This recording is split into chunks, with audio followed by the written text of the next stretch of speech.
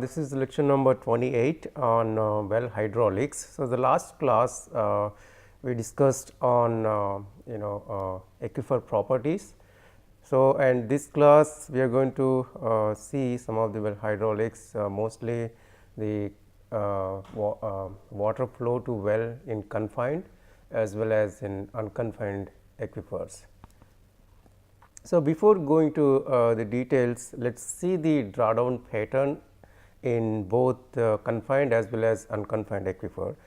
So, in case of confined aquifer, if you see clearly here, so there is a well which is penetrating vertically down and into the the confined aquifer. So, this is a confined aquifer. Okay. So, here if you observe, so this is a confined aquifer. So, it has a thickness B, and so this is the initial water level. If you see this, so this is the initial water level. So, before pumping, and so if you take this as a datum, okay, this is the datum.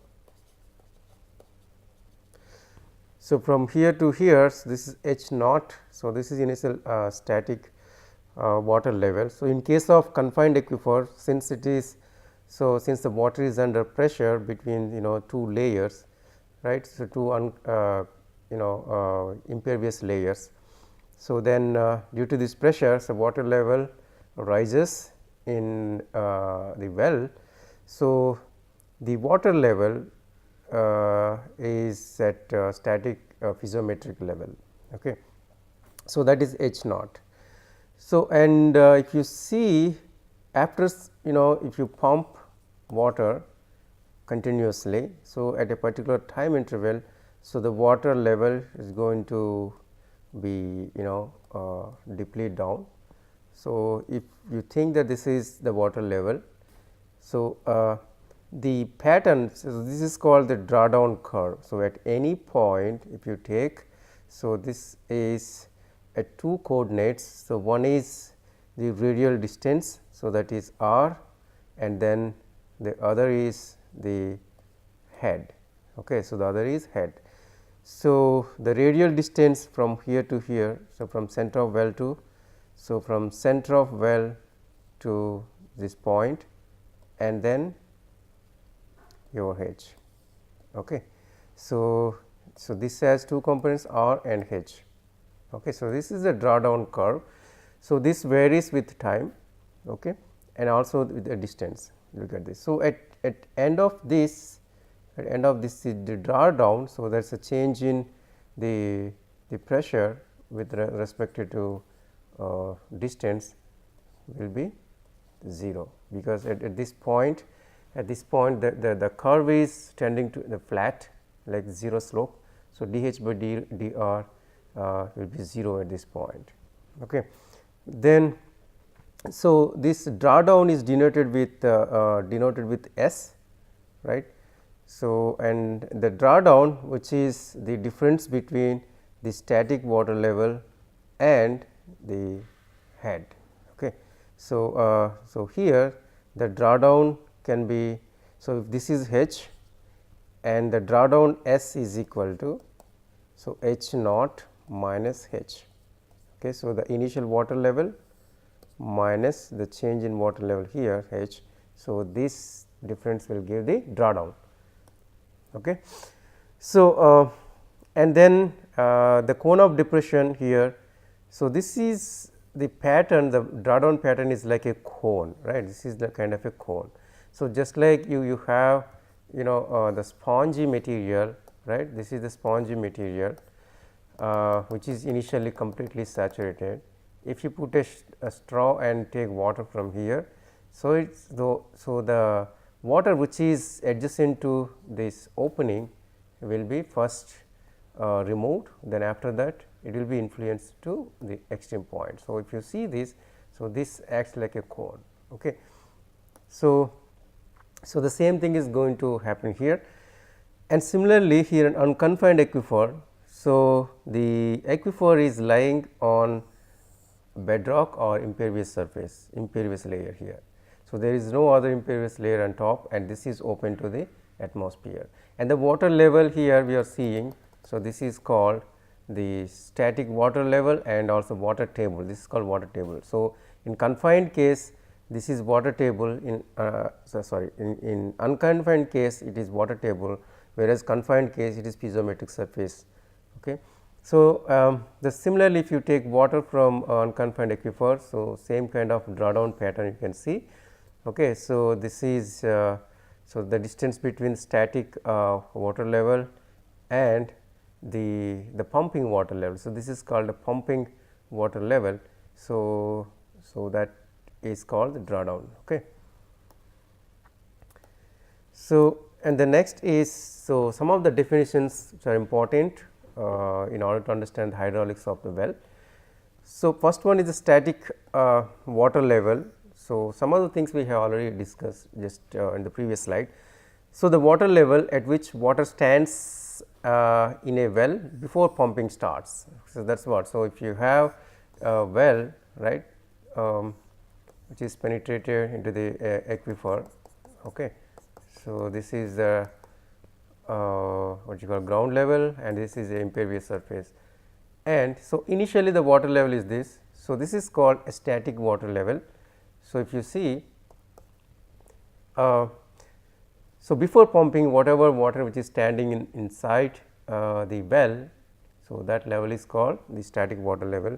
So, generally this is a water table in phreatic wells, whereas piezometric surface in case of confined aquifer or artesian wells. Okay.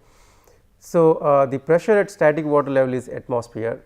So, static water level generally is atmosphere, even in case of piezometric surface.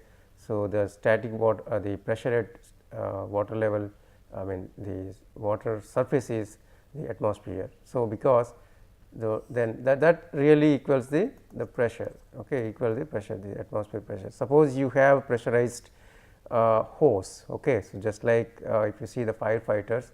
So, firefighting hose, if you see, so this is initially under pressure, and based on the particular pressure. So, suppose the building is under fire, right. So, the water is going to I mean eject or eject to the building. So, the point where the water is reaching at the end, it cannot for further eject. Okay. So, this point at this point, so it will be equal to the atmosphere. Okay. So, the pressure at this point equal to the atmosphere. So, the same thing here, the water level rises to the atmosphere, equal to atmosphere. So, and the expressed as the vertical distance from the ground surface to the water level in the well. So, this is known, and static water level for artesian wells is above water table because of the pressure due to confined layers. Okay. And then piezometric surface. So, this is artesian wells. So, the height at which water will stand in a piezometer pipe open to the atmosphere extend to the confined aquifer. So, the piezometric surface we are talking about the water level in the well in confined aquifer. Okay. So, or the water level in artesian well, or the water level in flowing well. So, flowing well, the water level in the sense, suppose, so this is the well. So, it is going to flow like this, the flowing well, right. So, this is your piezometric surface. So, the rise in water in a pipe in general, H is equal to P by W, where P is the pressure at the bottom and W unit weight of the water. So, suppose this is the water, and if you have a pipe in it, right. So, the water level definitely rises here. So, this is H. Okay. So, the water level H. So, definitely this is the pressure at this point, right. This is the pressure at this point. So, at that pressure, and then divided by unit weight of water will give the rise in water level in the pipe. Okay. So, the pumping water level here. So, once you pump water from the well, so the time at which the water level present in the well is called the pumping water level. So, the level of water in the well when pumped, suppose you have this is the, so this is the well. So, initially this is called the static water level. So, then you started pumping it. So, then after that you have seen the water level depleted down. So, this is called at time t, right. So, this is called the pumping water level. Okay. So, this is the static water level H naught, let us say, and this is pumping water level H. So, then drawdown. So, drawdown is a difference between the static water level and pumping water level. So, the same you see. So, this is a bedrock and then you have a well. So, static water level and this is the pumping water level, right. So, the difference between these two will give the so, the difference between these two will give the drawdown. So, that is denoted with S. Okay, so, tube casing in the boundary point of drawdown here. So, the limit of drawdown is the tube casing. So, your drawdown should not go beyond the tube casing, otherwise what happens. So, the casing which has perforations, right, just perforations, suppose this is the thing, right. So, the thing is the pumping water level should not go beyond the casing. So, what happens in that case? So, this will be free, right, and your yield will be less, the first of all, and the second, there is a chance of sediments enter into the system. Okay. And area of influence, the area which gets affected by the pumping of well is called area of influence. Suppose, so here, so you have this is a drawdown curve, right. So, the area, so if you take the top view, right. So, this is the well, okay. So, the area which is influenced by this well, right, is called the pumping of the well is called area of influence. So, this is the area of influence and the boundary is called the circle of influence. This is a circle of influence. Okay. And then, so next is well yield. So, the well yield is the volume of water discharged from it per unit time. So, in a unit time, how much volume of water which is discharged from the well is called well yield, and specific capacity of well. So, this is yield per unit drawdown. So, per unit drawdown the yield is denoted with specific capacity of the well, and there are open wells. So, open wells are also called dug wells, and this to the water bearing formation or aquifer. So, this drive water from formation close to the surfaces, and large diameter of open well the permits storage of large quantity. So, generally the diameter of open well varies from 1.2 to 1.5 meter. Okay. So, generally these open wells are seen in irrigated fields, nearby irrigated fields, where mostly the water being used for irrigations, open wells. Okay. And then, so the next is, so I in the last presentation, so we mentioned two properties of leaky aquifer. So, one is the or semi confined aquifer.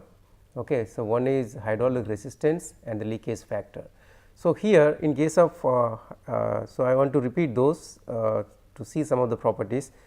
So, if you see the hydraulic resistance, which is a property of semi confined aquifer. So, hydraulic resistance denoted with C, which is equal to B square by Kb. So, B is the leakage factor here, and C hydraulic conductive resistance, that is in days, and K is hydraulic conductivity of the aquifer. B is the thickness of the aquifer. So, here suppose you have a leaky layer here, and this is aquifer. Let us say this is the bedrock. This is aquifer, in the sense the soil which is completely saturated with water, right. So, and there is a leakage. So, water can go up, or even during recharge water can go enter into the aquifer. Okay. So, here K is the aquifer conductivity and B is aquifer thickness. And so, remaining C and B are properties of your semi confined layer. So, in this equation we are not seeing any property related to semi confined layer. So, here generally so we are going to see that, right. So, B, so C hydraulic resistance, that is in days. Okay. So, C is generally, so C is equal to, okay. So, B this is in dash, right. So, B dash by K dash. Okay. So, where B dash is thickness of your I mean semi confined layer, this is B dash, and K dash is hydraulic conductivity of the semi confined layer. So, that will give the C, the hydraulic resistance. So, days, because this is in meters divided by this is in meter per day, you get days. Okay. So, then the property here is when C is infinity. So, that means the hydraulic resistance is infinity, this is too much hydraulic resistance. So, then the K value is, this is K is impervious. Okay. So, the K is 0 and that is impervious. So, when this will be infinity, that means K is 0. So, B, let us say B is not equal to 0. So, in that case K equal to 0, whereas when C equal to 0, what happened, K should be equal I mean tends to infinity. So, that means this is an aquifer, this is the perfect aquifer. Okay. So, and then next property is leakage factor. So, in case of leakage factor, as I said, it determines the distribution of leakage into or from the semi impervious layer. So, the same equation if you use, C is equal to, right, B square by K B, right. So, then B is equal to C K B square root, right, K B C square root, where C is equal to D dash or B dash by K dash. D dash is saturated thickness of aquifer and K dash is hydraulic conductivity of the aquifer. So, this aquifer is the semi confined layer basically. Okay. And B generally determined with pumping test. So, high value of B indicates the greater resistance, because C is proportional to B. So, just we have seen increasing C, the hydraulic resistance. So, definitely I mean proportional to B. So, B increases means C also increases. Okay. So, then the next is tube wells. So, what is a tube well? So, tube wells are constructed by pushing a pipe below the ground surface and pushing through the different geological formation, which consists water bearing and non water bearing strata. Okay. So, this is a tube well is a pipe which is been pushed down into the ground. So, and also through the different geological formations. Sometimes this is an aquifer and this is not an aquifer, right, and again there is another aquifer. Okay. So, that's the definition of tube well. So, it can connect to a single aquifer or multiple aquifers. Okay. So, here in tube well there are two parts are important, one is blind pipe and perforated pipe or well screen. So, this is the pipe if you see, okay, ground surface, and then there is aquifer. Okay. So, then this the portion from top to up to this is called a blind pipe, which does not contain any perforations. Okay. Otherwise, the next pipe, the below there is a screen pipe. So, which is required because this is the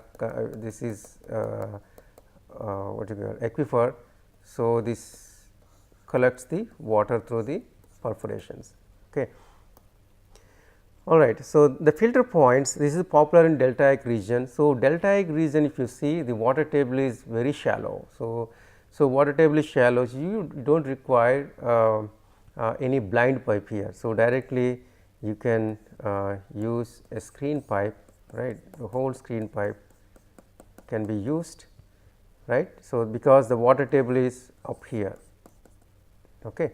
So, or maybe even a little bit less, but since the water table is shallow, you do not require any a blind pipe, okay. In case of so those are the filter points. So, then what is a cavity well? So, the cavity well is a tube well. So, opposite to the filter point. So, this consists of blind pipe, it does not contains any it does not contain any screen pipe. So, the cavity wells are generally used in clay soils. So, like if you have a clayey layer, if you have a clayey layer, so this is the ground surface, right, and this is the clayey layer. So, that is equiclude, right, equiclude. So, then the only thing for this, so the clay layer will act as the support, right. So, only the blind pipe is required up to this, and since it is equipied, it does not require any screen pipe, right. So, this really have a stability, right, it creates stability to the pipe and also does not allow to sinking of well. Okay. So, then if you see, so if you take water from here, so it forms a nice spherical bulb, okay, spherical bulb through 3D view if you see. So, it is like a bulb. Okay. So, water which is nearby is extracted by this well. Okay. So, cavity well is a tube well, penetrates through confined aquifer and does not consist of a screen, okay, and the water penetrates only through bottom opening. So, here, so this is the blind pipe,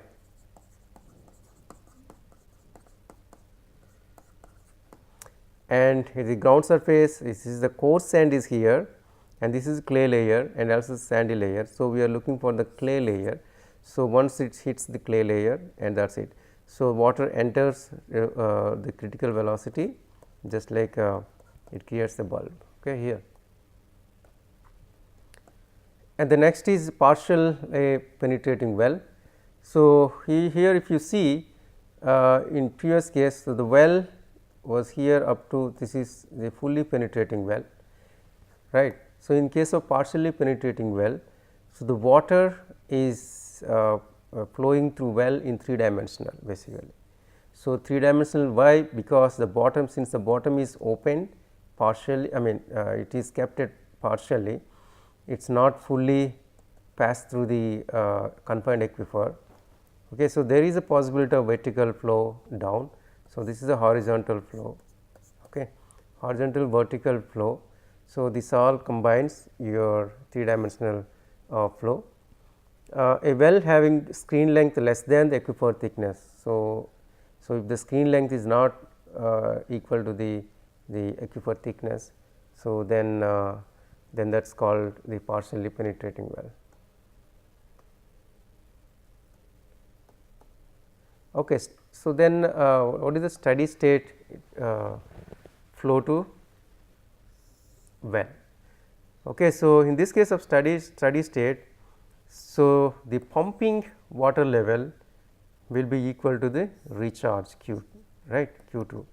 So, recharge Q2. So, the pumping, if the pumping water level Q1 is equal to Q2, which is recharge or the well water flow to well. So, then the dV by dt, so the change in velocity will be 0. So, then this will be Q1 is equal to Q2 and we say the flow is steady state in the well. Okay. So, then how to find out the steady state flow to well in unconfined aquifer. So, in case of unconfined aquifer, you see, so this is the bedrock, right, and this is the ground surface, and this is the static water level or static, this is water table, and this is the well, and of course, after some time, after pumping for a time t, so the water level reached to this point, this is called pumping water level, and the corresponding drawdown curve is like this, and this is dH by dr is represented with, and at any point here this is r, right, this is the distance from the center of well, and then the corresponding head at this point, and H is the head at the extreme point, or it is called static water level table, and R is the radius of influence r. Okay. So, with these parameters, so let us derive an equation to find out a flow into the well. Okay. So, here in case of steady state, so there are assumptions that flow is horizontal and penetrating the well radially. Okay. So, the flow which is taking place, this is horizontal, right, and also this is horizontal, but radially it is doing it. Okay. And then well is pumped at a constant rate, this Q is constant here, right. So, then the Q2 which is also equal to Q1. Okay. And Dupuit-Fordsmeer assumptions are valid in this case. So, using the Darcy's law, because the Q which is going in is equal to Q going out. So, Darcy's law is well valid. So, Q is equal to K I A, right. So, then K is hydraulic conductivity. So, if you have this is the a well, right. So, this is the bedrock, and this is the surface, what soil surface, and this is the well going Q, right.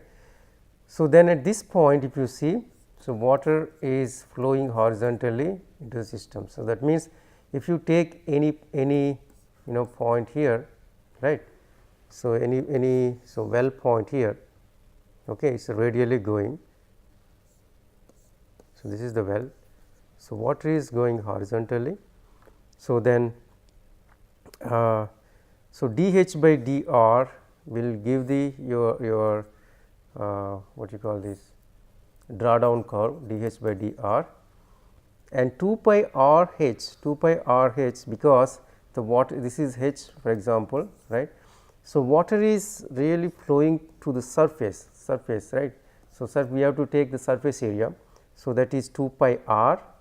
So, this is 2 pi r into H.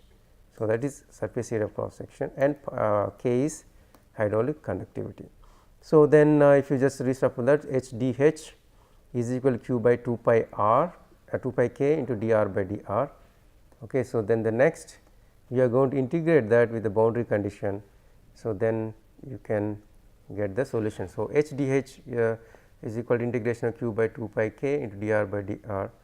So, this and boundary conditions are when r equal to r w. So, that means exactly at the radius of the well. So, r is equal to r w, is the well radius.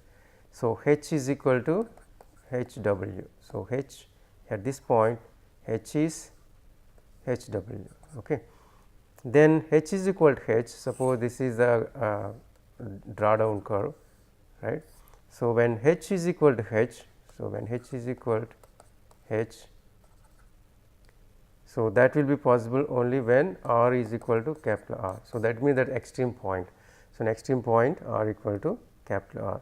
So, put these limits, right, r w r, and if you can integrate this, finally you get the equation Q equal to pi k H plus H w into H minus H w.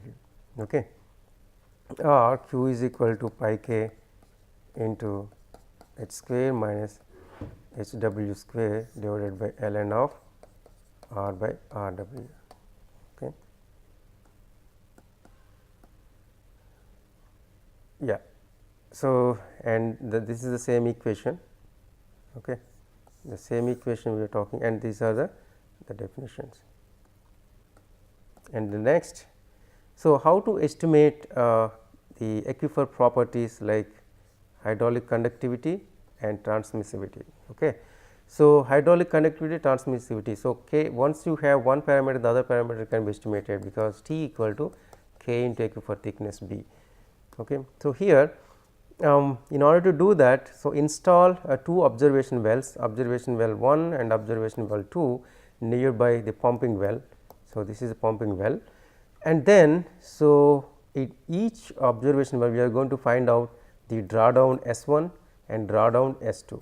Okay. So, that is the use of this. So, using two data drawdown points, so you can find out the K value and T values. Let us see how we can do that. Okay. So, here in this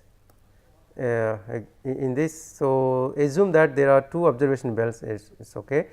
So, then if you have an observation well nearby, knowing, so drawdown is equal to S is equal to capital H, which is static water level, minus small h, which is pumping water level. Okay. So, then just substitute for h small h, which is equal to capital H minus S. Okay, in the previous equation, Q is equal to pi k, then H 2 square minus H 1 square, because if you remember pi k into H square minus H W square, right.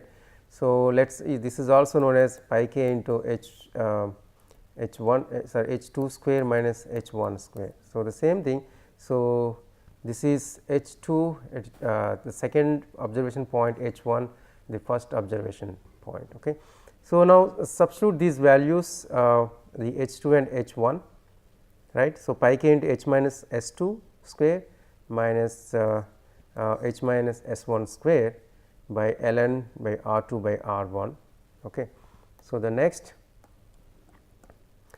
so and once that is done, so the pi k H minus S 2 square H minus S 1 square into just multiply 2 h and divide by 2 h. So, take 1 here and see how we can transform. So, H minus H 2 square by 2 h, right, by 2 h, which is equal to H square plus S 2 square minus 2 h S 2 by 2 h. So, the finally, if you simplify that, this will be equal to h by 2 into S 2 dash S 2 dash. Okay. So, where S 2 dash is equal to S 2 plus S 2 dash square by 2 h. Okay. Now, substitute this into here, right, into here. So, 2 pi 2 h pi k h by 2. Okay. So, minus S 1 S 2 dash minus h by 2 minus S 1 dash. Okay. So, because this will be h minus S 2 2 by h is equal to, so h by 2, right, minus S 1 S 2 dash, similarly for S 1. Okay. So, then simplifying that, you get 2 pi t by S 1 dash minus S 2 dash ln by R 2 by R 1. Okay. So, where so here t is equal to, so pi not pi h into k. So, t is equal to k into h, h is the thickness. So, that is the static water level. So, substituting t in place of k h, you get q is equal to 2 pi t into S 1 dash minus S 2 dash by ln by R 2 by R 1. Okay. So, this way, so the final so finally, you get t is equal to q into ln R 2 by R 1 2 pi into S 1 dash by S 2 dash. Okay. So, let us see an example here. So, the example, so you have a 25 centimeter diameter well in an unconfined aquifer, pumped at uniform rate, q is equal to given. So, the drawdown observed at 1 meter and 100 meter distance are 8 meter and 0.4 meter respectively. Assume the thickness of the saturated aquifer is 25 meter.